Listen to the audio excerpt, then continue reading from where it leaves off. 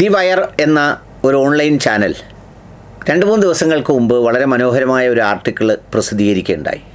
ആ ആർട്ടിക്കിളിൽ എന്താണ് അവർ പറഞ്ഞതെന്ന് ചോദിച്ചാൽ, ഈ മുസ്ലിം ജനവിഭാഗത്തെ അവരുടെ ആരാധനകളിൽ നിന്ന്, അവരുടെ ഈ പബ്ലിക് സ്പേസ് ഉപയോഗങ്ങളിൽ നിന്ന് ഒക്കെ വല്ലാണ്ട് ഒറ്റപ്പെടുത്തുകയും അതിൻ്റെ പേരിൽ കേസെടുക്കുകയും അവിടെ നിന്ന് അവരെ നമസ്കരിക്കാൻ അനുവദിക്കാതിരിക്കുകയും, ഇപ്പോൾ പെരുന്നാൾ വരുമ്പോൾ അല്ലെങ്കിൽ അവരുടെ വേറെ ഏതെങ്കിലും പ്രധാനപ്പെട്ട ദിവസങ്ങൾ വരുമ്പോൾ അങ്ങനെ ചെയ്യാതിരിക്കുകയും അതിനെ അനുവദിക്കാതിരിക്കുകയും അതിൻ്റെ പേരിൽ അവരെ ഉപദ്രവിക്കുകയും ഒക്കെ ചെയ്യുന്നതിൻ്റെ കാരണം എന്താണ് എന്നുള്ള വളരെ മീനിങ് ഫുള്ളായിട്ടുള്ളൊരു അനാലിസിസാണ്.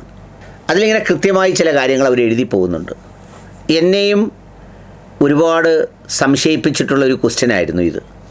കാരണം പൊതുവിടങ്ങൾ, ഇപ്പം നമ്മുടെ നാട്ടിലൊക്കെ ആണെങ്കിൽ പബ്ലിക് സ്പേസസ് എല്ലാ ജാതി മതത്തിൽപ്പെട്ടവരും ഉപയോഗിക്കാറുണ്ട്. ഉറൂസ് വരുമ്പോൾ ഉപയോഗിക്കുന്നവരുണ്ട്, മതപ്രഭാഷണത്തിന് ഉപയോഗിക്കുന്നവരുണ്ട് ഒരു വശത്ത്, പിന്നെ നമസ്കാരങ്ങൾക്ക് ഈദ്ഗാഹായിട്ട് ഉപയോഗിക്കുന്ന സ്ഥലമുണ്ട്, മറ്റൊരു സ്ഥലത്ത് പൊങ്കാലയ്ക്ക് ഉപയോഗിക്കുന്നുണ്ട്, ഉത്സവങ്ങൾക്ക് റോഡും മറ്റുള്ളവയൊക്കെ ഉപയോഗിക്കുന്നുണ്ട്, ക്രൈസ്തവരുടെ പിന്നെ പരിപാടികളും റാസ വരുമ്പോഴും അല്ലാതെയും ഒക്കെ പല സംഗതികൾക്കും ഉപയോഗിക്കുന്നുണ്ട്. കാരണം ഒരു മതേതര രാജ്യത്ത് സ്റ്റേറ്റിന് പ്രത്യേകിച്ച് മതമില്ലാത്തതുകൊണ്ട് ഈ മതത്തിൽപ്പെടുന്നവരൊക്കെ മനുഷ്യർക്ക് ബുദ്ധിമുട്ടുണ്ടാകാതെ എന്ത് ചെയ്യുന്നതിനും അനുവദിക്കാറുണ്ട്. പക്ഷേ ഇവരെ മാത്രം ചെയ്യുന്നത് എന്തിനാണ് എന്ന് ചോദിച്ചാൽ അതിന് 2 വാലിഡ് പോയിൻറ്റ്സ് ആണുള്ളത്.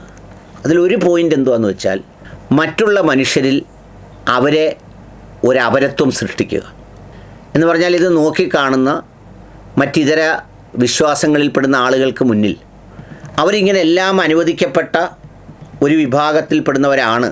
അപ്പോൾ അങ്ങനെ ഒരു അപരത്വം സൃഷ്ടിച്ച് അവരെ ആ രൂപത്തിലേക്കാക്കി മാറ്റുക, അതാണ് അതിൻ്റെ ഒരു അജണ്ട. രണ്ടാമത്തെ അജണ്ട അതിനേക്കാൾ കുറച്ചുകൂടി ഡിസൈസീവും കുറച്ചുകൂടി അഗ്രസീവുമാണ്. അതെന്താണെന്നറിയോ? ഈ ഇരയാക്കപ്പെടുന്ന മനുഷ്യരിലും അങ്ങനൊരു ബോധം ഉണ്ടാക്കുക. അതൊരു വലിയ സൈക്കോളജിക്കൽ പ്രോസസ്സാണ്. എനിക്കിത് എൻ്റെ ഇന്ത്യ അല്ലെന്ന് തോന്നിത്തുടങ്ങിയാൽ എനിക്ക് മാനസികമായി അല്ലെങ്കിൽ സൈക്കോളജിക്കലായി ഉണ്ടാക്കുന്നൊരു സെറ്റ് ബാക്ക് ഉണ്ട്.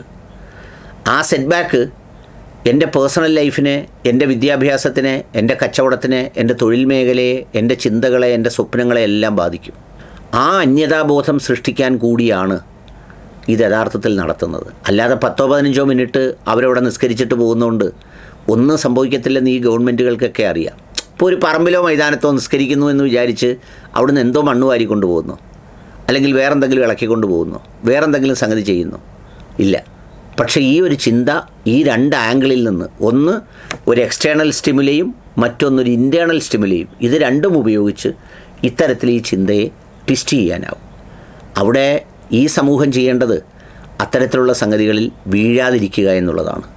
അതിനകത്ത് രാജ്യസ്നേഹബോധത്തിലോ രാജ്യബോധത്തിലോ രാജ്യത്തിനോട് നിലനിൽക്കുന്ന താല്പര്യങ്ങളിലോ അതിൻ്റെ സംഗതികളോടോ ഒരു വിട്ടുവീഴ്ചയും ചെയ്യാതെ അതിൻ്റെ ഓണർഷിപ്പ് ഫീലിങ്ങോടുകൂടി കരുത്തോടെ അതിനെ മുന്നോട്ട് കൊണ്ടുപോകുക എന്നുള്ളതാണ്.